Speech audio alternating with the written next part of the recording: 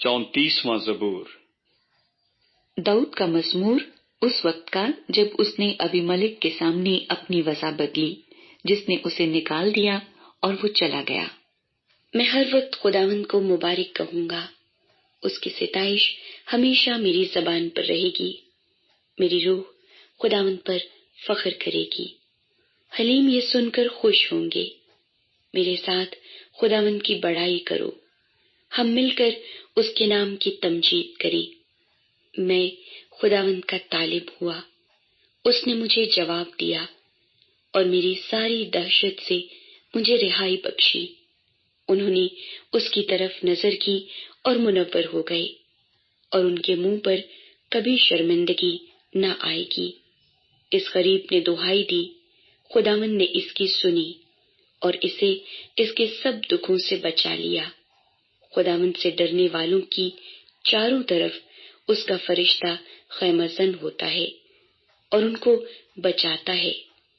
آزما کر دیکھو کہ خداوند کیسا مہربان ہے۔ مبارک ہے وہ آدمی جو اس پر توکل کرتا ہے۔ خداوند سے ڈرو اے اس کے مقدسو، کیونکہ جو اس سے ڈرتے ہیں ان کو کچھ کمی نہیں۔ ببر کے بچے تو حاجت مند اور بھوکے ہوتے ہیں، پر خداوند کے طالب کسی نعمت کے محتاج نہ ہوں گے۔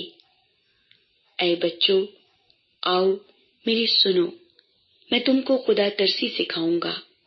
وہ کون آدمی ہے جو زندگی کا مشتاق ہے اور بڑی عمر چاہتا ہے تاکہ بھلائی دیکھے؟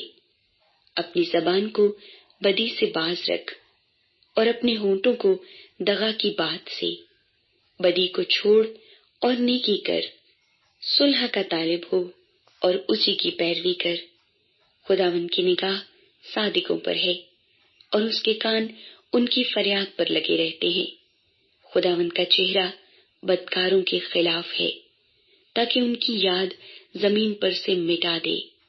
صادق چلائے اور خداوند نے سنا اور ان کو ان کے سب دکھوں سے چھڑایا۔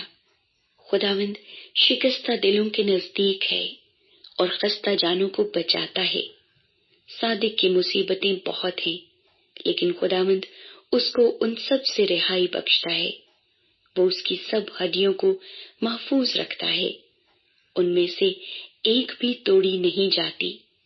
بدی شریر کو ہلاک کر دے گی اور صادق سے عداوت رکھنے والے مجرم ٹھہریں گے۔ خداوند اپنے بندوں کی جان کا فدیہ دیتا ہے، اور جو اس پر توکل کرتے ہیں ان میں سے کوئی مجرم نہ ٹھہرے گا۔